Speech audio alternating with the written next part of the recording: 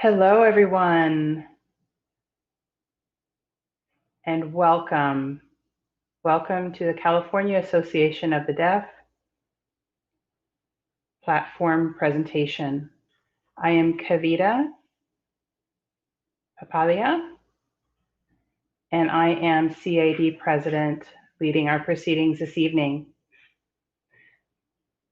Tonight's topic is Real-Time Text to 911 Emergency Service Pilot Test.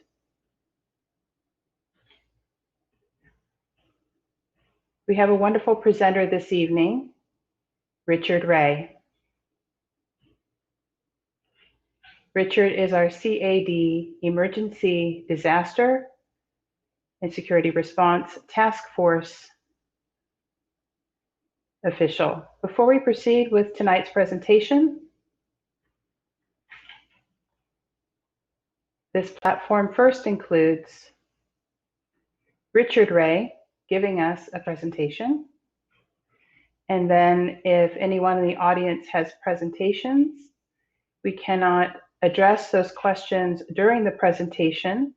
However, any questions that are typed into our Facebook page, our monitor will look at those questions, provide them to us, and then via YouTube, there will be someone there as well to monitor questions.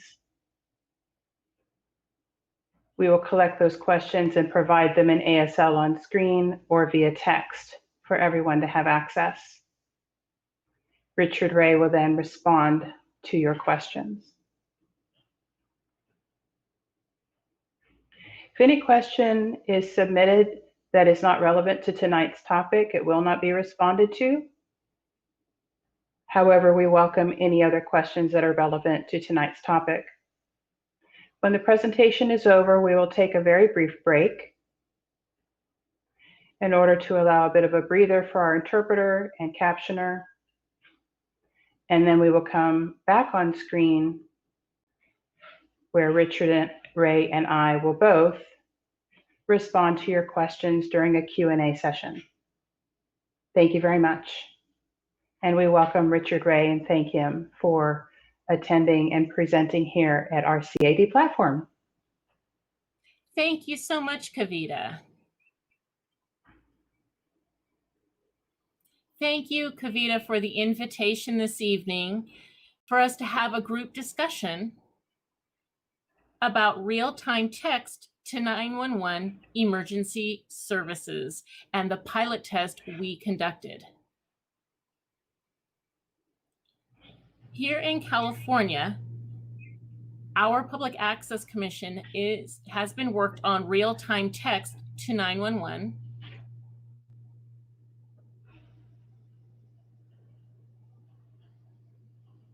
using various technologies, such as iPhones, Androids, and other equipment as well. The commission here in California has been gathering information and asking for volunteers to assist with the program. I will be involved with this program, working alongside David Weiss, who works with deaf and disabled in the communication program. David and I have worked together for several years, several wonderful years, might I add, and I'm very excited about it. Now on this next slide, if you can go ahead and advance them, please. You'll notice that there are 3 different types of text messaging technology. The TTY, and we're all familiar with TTYs and the fact that they are actually becoming obsolete. SMS, short message service, which is the texting device you use or platform you use on a regular basis when you send text messages. Then there's RTT, or real-time text. I'll get into what real-time text is tonight. I'm going to give you a little bit of the history about how we got to where we are today, as well as where we are going with this technology and 911 emergency services. So the next slide, please.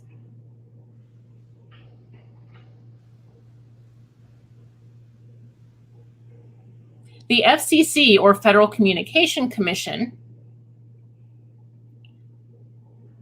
determined that we should have real-time text on our smartphones, such as Android, iPhones, devices such as that.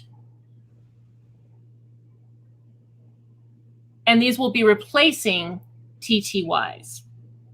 Now, TTYs rely on analog technology, which is becoming quite old and is being phased out. Mm-hmm. So we need things that are compatible to the advanced technology that exists today, and analog just doesn't work. So we're trying to make the conversion to a real-time text system. Eventually, all wireless carriers, such as AT&T, Verizon, Sprint, and T-Mobile, have all been asked to build into their systems their TTYs temporarily, and that is only to be temporarily, but eventually RTT, which is eventually going to replace any TTY platform. And that's supportive of 911 and others. And other devices as well. Now, real-time text, that's going to replace, again, the technology for TTYs. You're not going to have a different numbering system. Whatever your phone number is, you will keep that phone number. That will transfer. You don't have to request a new number to replace your TTY. It will already be built into your phones.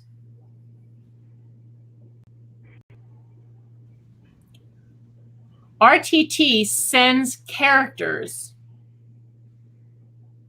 similar to a TTY. If you think about how a TTY works, when you type messages, it sends the characters. And you can have two people on two ends of the TTY typing at the same time, but you can't read each other.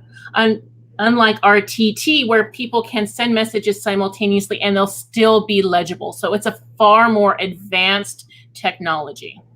Mm-hmm. Nice. Which means anyone who uses RTT can start reading a message while they're still sending a message, which is really cool. Next slide, please.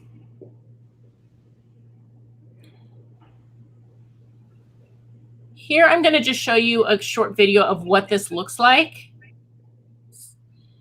And you can see how things can happen simultaneously, and it still works very clearly.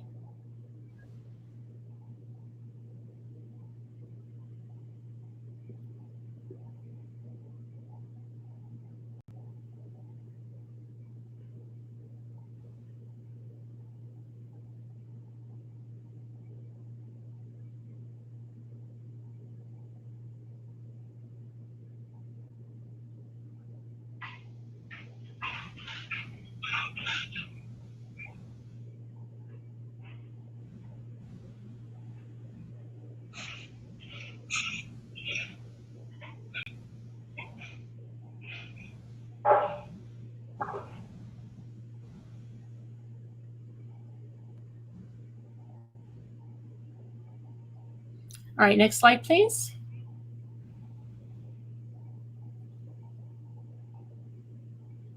And thanks to real-time technology and the people who've been working on this program, I know that there are people who wonder how they can find the RTT application within their phones. This slide here shows how it works on an iPhone.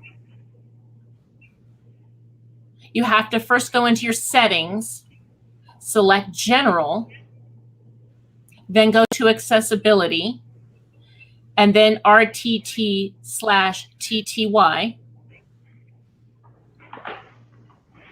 And then you would ask for the software, the particular software that's required.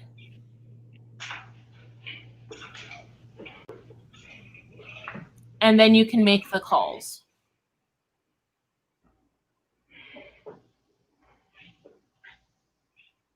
Sorry, the interpreter is having a little bit of freezing, but that's how it works on an iPhone, how to make that work.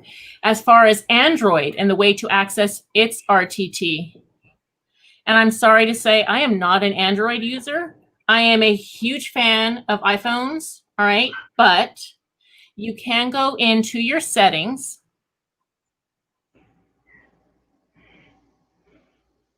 and select RTT.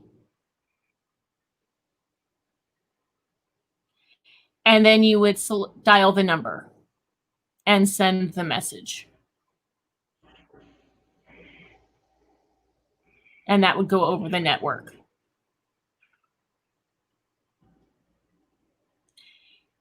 And we will provide the information. I'm more than happy to provide the information again so that you can see how to access these on your own devices.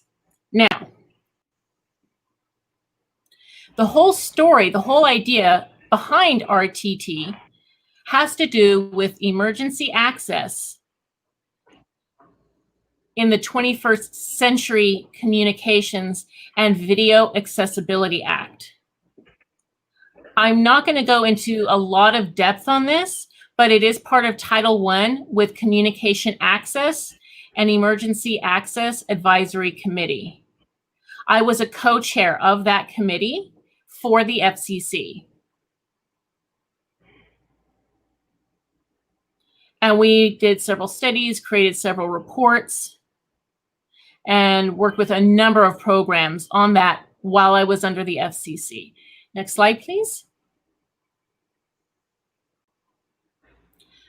The first aim of this was the FCC wanting to have a recommendation in regards to the policies for effective and equal access to emergency services by individuals with disabilities. And being part of the mainstreamed national emergency network. Migration. Mm-hmm. So it had the appropriate migration for next generation 911, as you'll see here, NG 911. Mm-hmm. And I'll get a little bit more into that as we go forward. Next slide, please. Mm-hmm. The first thing we do, or did, is take a national survey. The EAAC developed a national study of people with disabilities, which was completed in April 2011, and discovered that the most fast and efficient method of communication, Mm-hmm. which people were able to access the emergency services Mm-hmm. by people with disabilities. And this was the first program that started studying that. We learned a lot from this particular survey. Mm-hmm. Mm-hmm. Now, there were multiple questions on the survey, and they were sent to, there are millions of people with disabilities within the country. I selected several points where I wanted to emphasize what we needed to learn from the survey. The first question was, how do you as an individual prefer to contact 911? And there were multiple answers given to that. We had about 3,149 surveys, and you can see the respondents here. 1,431 of them preferred text. 1,045 preferred video. And 695 preferred speech or some form of artificial speech.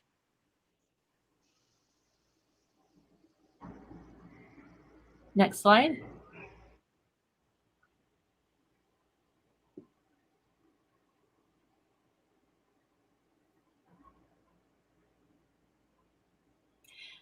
What we've learned from this study is that people do prefer to contact 911 directly using technology that they use on a daily basis. That was the top priority or preference for everyone. They kept wondering, why would they have to use an entirely different app to access 911? If that's something that people don't use on a daily basis, they didn't want to have to go that route. So if people use video, for example, on a daily basis, then they should be able to call 911 using that. If they use real-time text, they should be able to use that to call 911. Text messages, or SMS, should be able to be used to contact 911 as well. That was the common feeling. So the most comfortable way to contact 911 is the same method you use in your daily experience, not some sort of technology you're unfamiliar with. So a lot of people would rather call directly rather than have to go through relay services. A high percentage of people said they did prefer the opportunity to go directly. So we submitted a report and suggested that TTYs be transitioned to RTT and SMS. That was the first recommendation. Next slide, please. Now here you can see there were 14 reports and recommendations. This is not an inclusive list. What you saw with Next Generation 911, there was also TTY transitions. There were accommodation tests to see if different technologies would be interoperable. Picture-in-picture, where they have sign language along with another communication assistant there, or MCLS, as well as timeline alignment. So there were several different reports and recommendations that were submitted. The FCC did adopt many of the recommendations that were submitted. Next slide, please.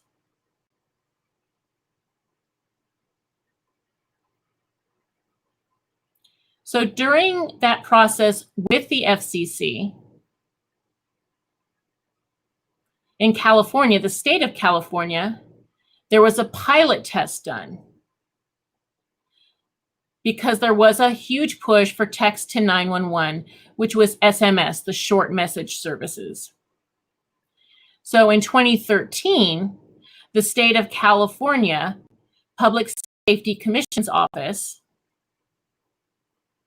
California 911 Emergencies Communication Branch, launched tests of text to 911 in 6 different 911 centers throughout California, and were able to submit a report including their findings.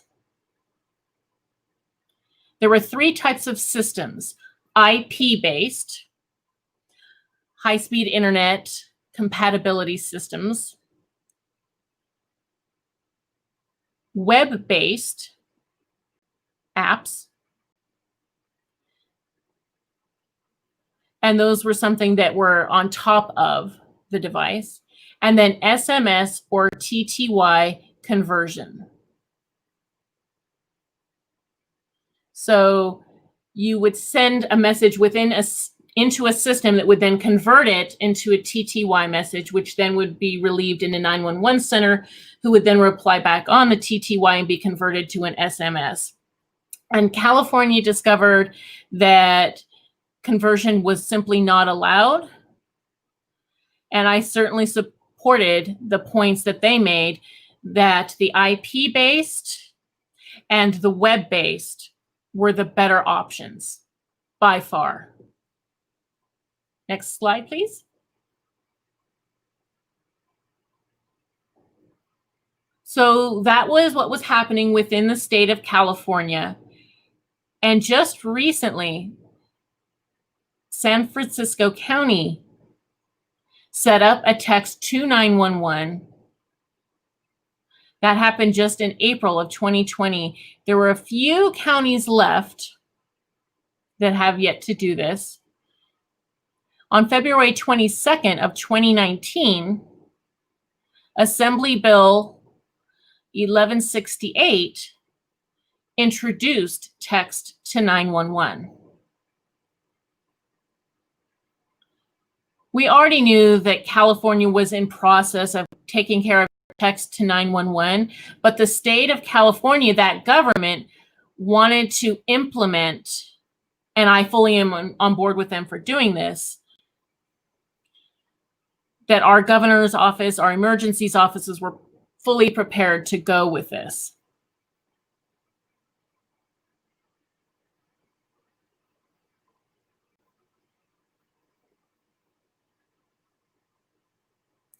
That was implementing text to 911, the expectation by January 2021.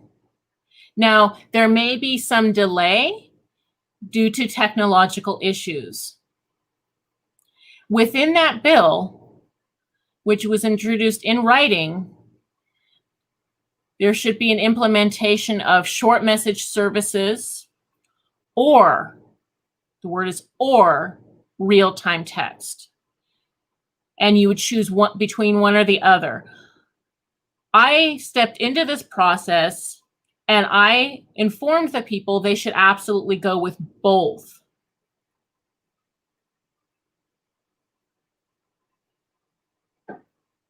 There was a senator, the senator who introduced this bill, agreed with me that the terminology or would be replaced with and.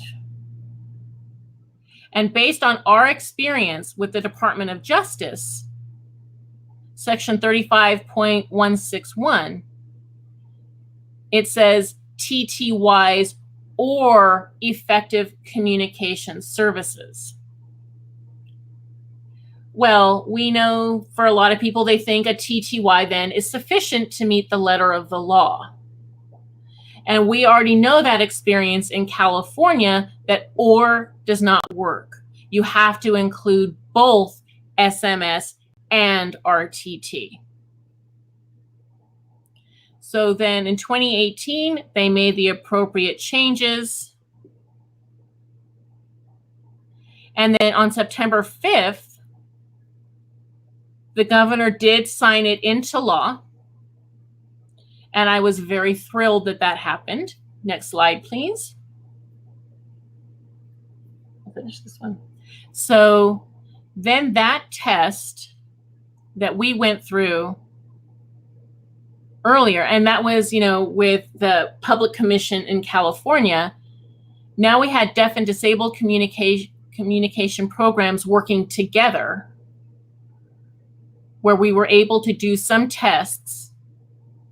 The same thing that we had done with the SMS pilot project, except this time we wanted to incorporate the public. And the goal was to start testing in spring of 2021. And so we are actually running a little bit early on this, but there were 100 people who were involved in the testing from throughout the state of California. And it was decided that it was important to have Androids, iPhones, as well as the appropriate equipment. You must have broadband internet. for the real-time text services. And when you think about landlines, do be aware that those may be on their way out. They may be being phased out. So we're monitoring that very closely. But everyone's working together to come up with a plan on how to achieve the goals of implementing the real-time pilot text. Next slide, please.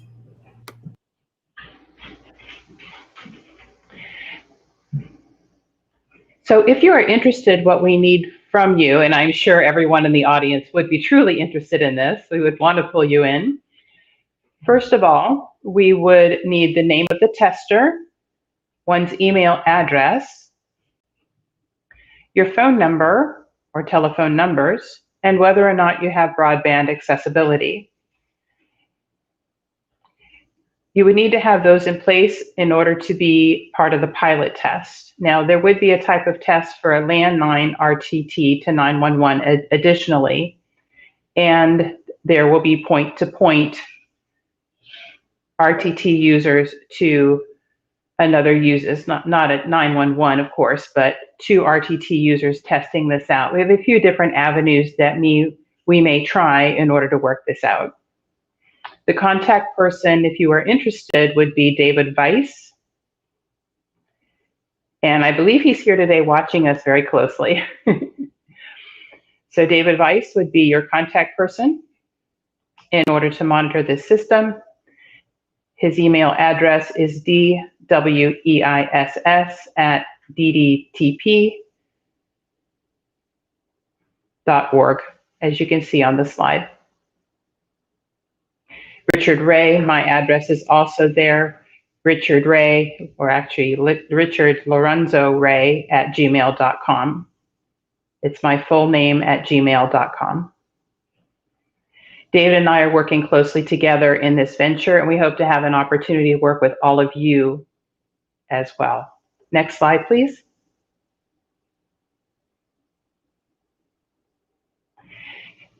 And interoperable video calling may be something that's a bit of a mystery to all of us.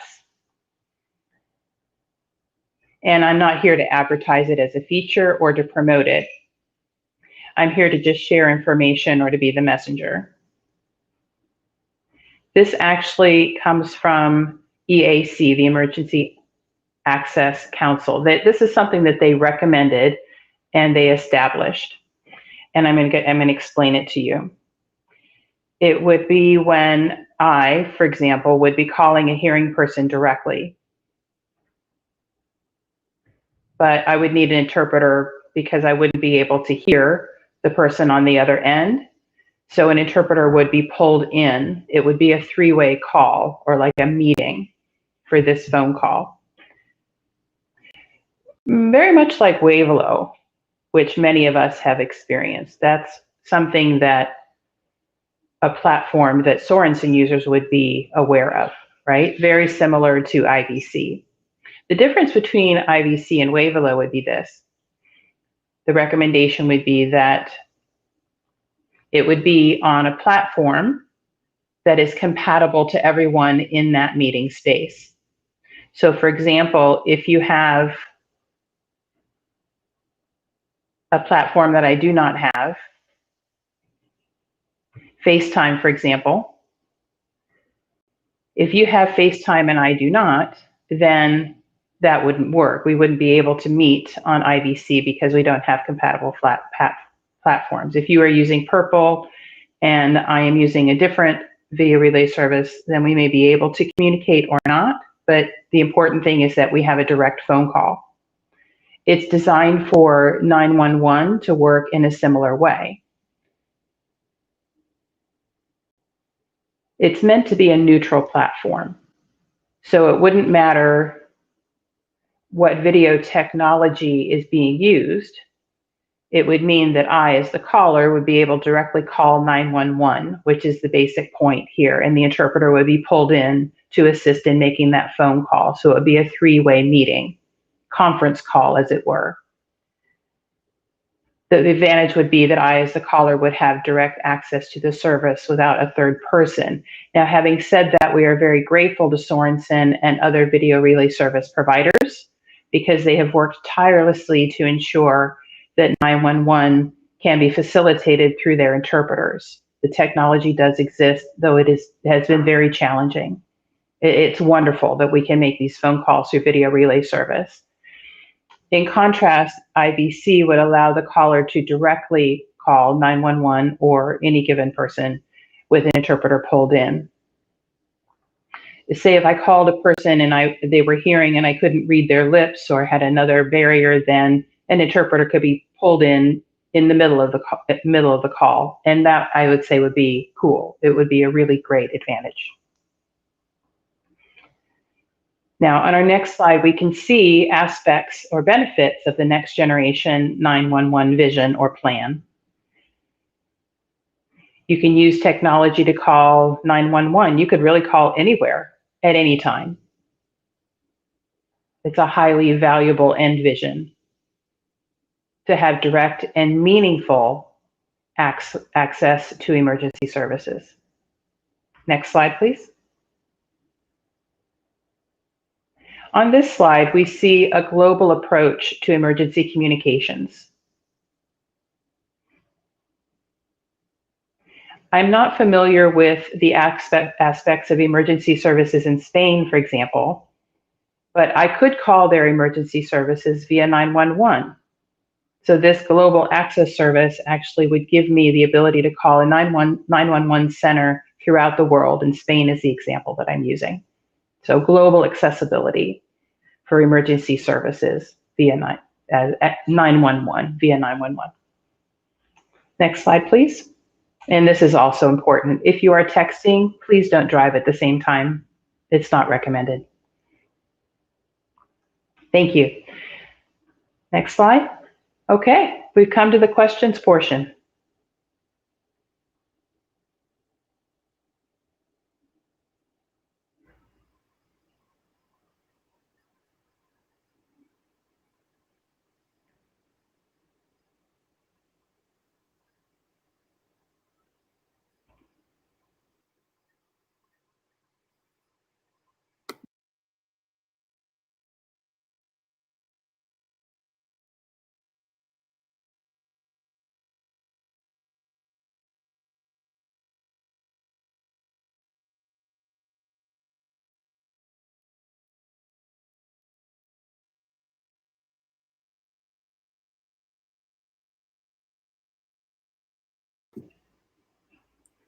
Amazing. Wow. Truly valuable, and it's a lot of information to absorb, Richard. Real-time text to 911 emergency service pilot test is truly highly valuable to all of our lives. Amazing. I do have a question for you, Richard. Though, you have something you'd like to say? I was also going to say how beneficial it is for many people. We're not just talking about deaf people, but blind people, hard of hearing people, and hearing people benefit from this as well, because they may be in a situation with domestic violence where they do not want to make a phone call that their partner could hear, or perhaps there's an active shooter event. You don't want to use your voice to make that phone call. So texting to 911 is beneficial to everybody. There's levels of protection. There's a benefit of direct communication, but there's also, for certain people in certain situations, a level of protection. Wow. So now I have a question for you, and this will be question number 1.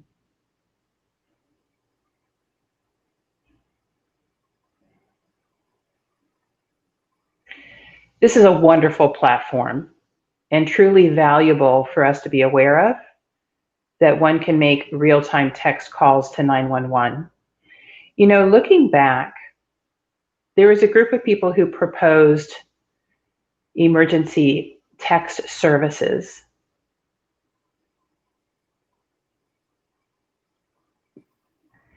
And I believe the last name is Safara. I don't know if that person is still on the team and still working with you. You know, that's really interesting.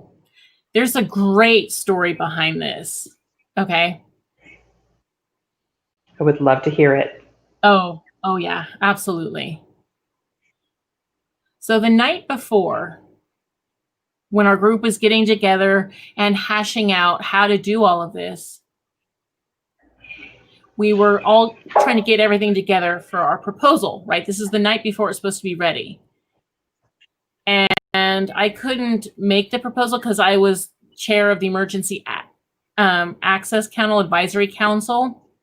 So Sherry made the recommendation and another person joined in, and then they were shocked when the entire group, especially the wireless industry, the wireless industry, but everyone just stood back and thought, wow, this is fantastic for the 4 different wireless industries: Sprint, T-Mobile, AT&T, Verizon, as well as the National Emergency Number Association, or NENA. All of them were involved, and I worked very closely with NENA as well.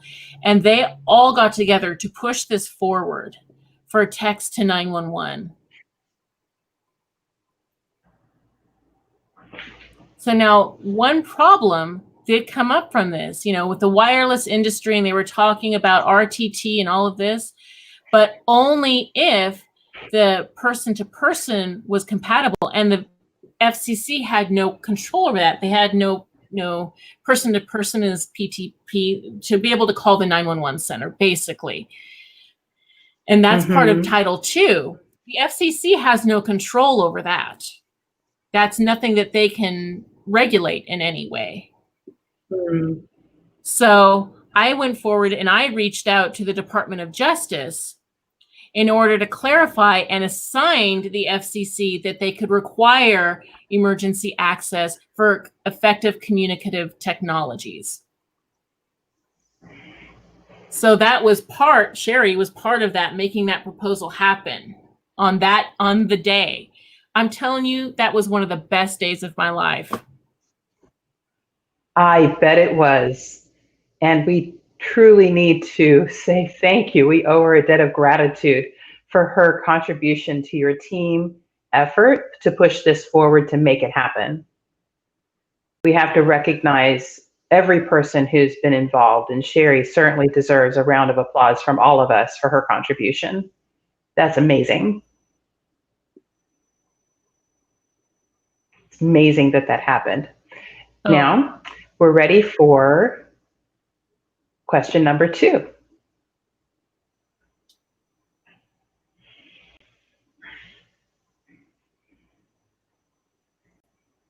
This person said, maybe I missed some information, or maybe I looked at my phone settings, but what I realized was that there are 2 different parts or aspects. There's the software for RTT, but there's also hardware, the TTY hardware. Can you explain the difference? Absolutely. The difference is that the software, soft TTY, or RTT really, is something that's built into the operating system. Whereas the hardware, there's equipment that is actually physically attached to the phone.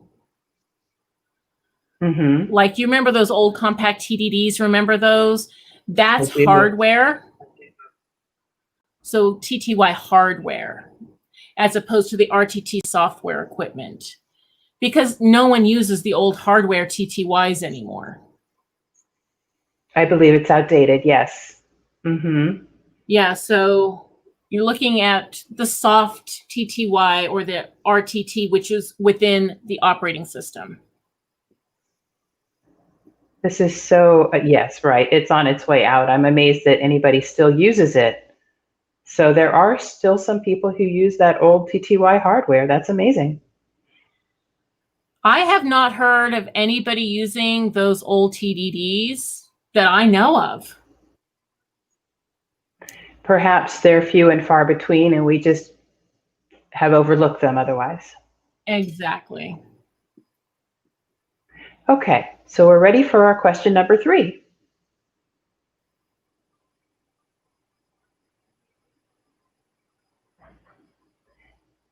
I'm thrilled to see this real-time text to 911 emergency service developing. But there's so much print in English that's available. I'm not sure that our general audience, who are American Sign Language users, would have access to all that print. I'm not sure that all deaf people have enough fluency in English to understand all the printed material. We need to be sure that all deaf people have access to emergency services in their natural language. Are we making sure of that? Are there thoughts and considerations about that where we can have an ASL-based vision? Absolutely. Part of the NENA standard information documents, we have asked that all 911 centers do keep their language very simple, use very simple language in any of their communication. And if you don't understand the person, or you make a comment the person doesn't understand, change your language. And there's several examples. For example, if somebody types the word blood, blood, blood, well, what does that mean? In ASL, it means bleeding. So I tell people, if you see something like that, blood, blood, blood, you know that it means bleeding. So don't rely so much on how the person is writing. And there are multiple definitions, like English has this, and, you know, instead of using this word, you could use that word. I call it glossing. So using that in how you're interacting with people. I know that right now they are updating a particular document to include RTT in it. And I do know that and I completely support this entirely, to have direct access using video where a person is signing. That's part of the plan. And it's not a possibility. It's a not maybe we can, but there's actually a push for that. It's part of our 4-step plan to include that.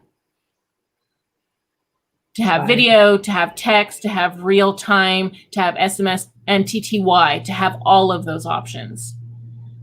So video is going to be required. That's part of the communication specifically for ASL users, as well as with IVC, some of that interoperable video conferencing as well, where you can have 3 people on a video conference call.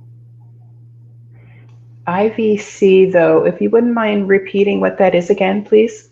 Yes, it was the interoperable, that's the I, video call, IVC, which is basically where, for example, it's the same idea as Wavelo. When you call a hearing person, right?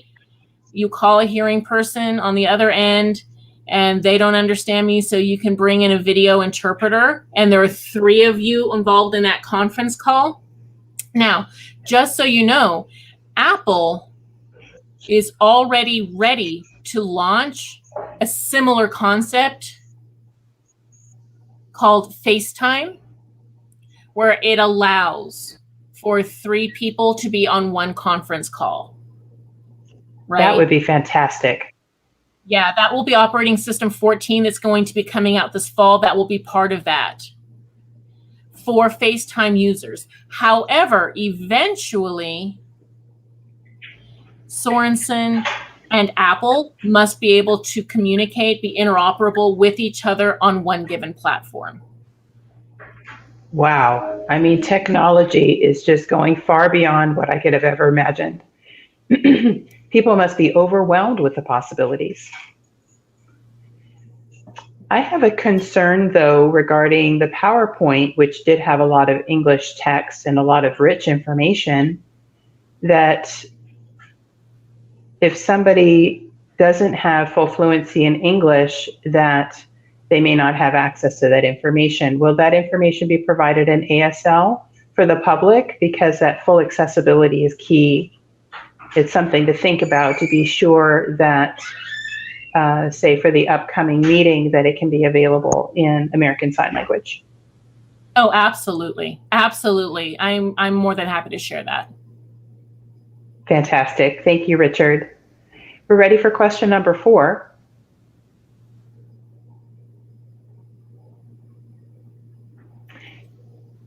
Since RTE is going to be part of the services provided on smartphones, will there be signals readily available from far off places like mountaintops and other places that don't normally have signals? Would we be able to text 911 even from such locations? Well, you can use short message, the SMS. They also have to have a strong internet system on both sides, so it relies on both ends. So you do have those two options. If one does not work for you, you can go on to the other one depending on the wireless carrier. Verizon, for example, may be really good one way, but perhaps T-Mobile does not. So it's going to depend on the location, how strong your signal is, which carrier you have. But the wireless carriers do require interoperability. They have to be able to work with each other. That has to happen. So it depends. So it's an inherent challenge to this venture, correct? It would be nice if we could recruit volunteers for this pilot test. Let me add something else on top of this as well. If you take a look, you'll oftentimes see on your phone, you'll see those bars, right? And you know if you have a strong signal or not. If you have one bar, it may not be as strong a signal. You really want 2 or more, and then they're stronger. So you may want to look at that. It just varies. You know, a good idea may be, and you mentioned this, when you're recruiting these 100 volunteers for the pilot test, that there at least be, and I'm thinking about how many providers there are. You've mentioned 4 providers. That at least 4 of the volunteers who use each of these 4 various providers go to mountaintops or far off places in order to test this service to be sure it works from these remote locations. Absolutely. That's why we are asking for even more people, because we're aiming for 100 people from all over the state of California, including the mountainous regions, because we want to do a real hard test and see exactly where the problems are. And so we're able to resolve those problems. We're trying to be very proactive on this to make sure that we're able to resolve any issues before it becomes widespread. Now, in one county, which is pretty remote, we want to make sure we include that county as well, because we need to make sure everything in every county works as best as possible to have full IP integration for text to 911. We want it to be seamless. So we're still looking into this. We're getting closer, but we do want to make sure the entire system is functioning. It would be a fantastic way for people in really diverse locations to know that they would have connectivity and an effective signal before this service is released. Exactly. We're ready for question number 5.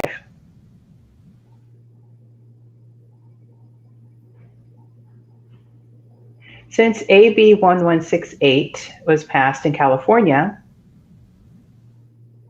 I'm wondering if there are other states with similar laws. Is California the only one with this opportunity? It is just California. We rock. Always. California is number 1. We are the best state, and we're always first in passing the best laws. Well, I have found out that a little bit later on, 1168 is going through a phase 2. Patty Hughes. And so I was talking with Sherry, because Sherry had been involved with that, with the TTY program as well. And I pulled her up and I said, Sherry, we got to clean this up a little bit. So I made a petition where I asked the governor as well. So I said, make sure that gets sent to the governor and ask the governor to look at the amendments as well. I mean, that's not something that came from me, but it has to be a lot of people working together to make things like this happen. It has to be a group. Understood. Mm-hmm. Yeah, so Sherry and Patty Hughes, both of them, absolutely. I am very grateful to both. We have a great debt of thanks to Dr. Patty Hughes as well as to Sherry, in addition to the other people who have been part of the team who've worked tirelessly to work with the government and get this message through. A grand round of applause to all of you.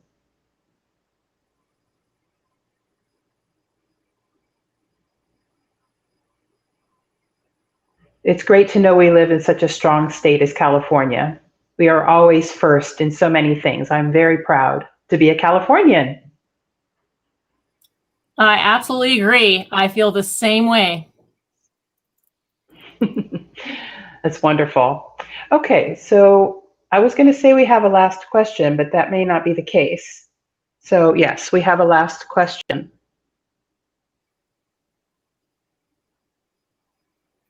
And I know that our time is coming to an end. So I actually don't have any more questions. I am going to say thank you to Richard Ray and for him taking on the platform this evening to work with our CAD task force and various other entities who have been significant in this effort. So thank you to everyone. We want to thank the captioner this evening. I'm sorry, Richard, did you have something else to say? Yes, I wanted to say that I'm involved with the Disaster and Police Task Force, and I have asked people who are interested in being involved with that, please do reach out to me, because Absolutely. We need people, and the more input, the better. We want lots of input from lots of people. We are searching a group of people to be involved. I'm so sorry to interrupt you for this, but I just wanted to make sure I did put a plug in for that. Absolutely. I'm glad that you put in that plug, and we do want to pull together a wonderful team to support this effort. Again, with emergency disaster, it's key because we value everyone's lives. So again, we want to thank the captioner this evening, sponsored by Full Reel Captioning Service, and the interpreters who are working with us this evening, Helen and Nicole, who are working behind the scenes. We can't see them, but they're speaking this evening. Thank you for working with us. And for this platform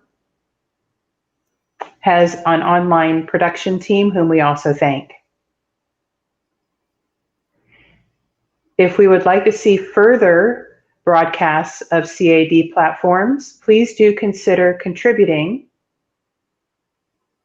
to sponsor ongoing programs such as this. Thank you again for everyone watching this evening and for joining us, and good night.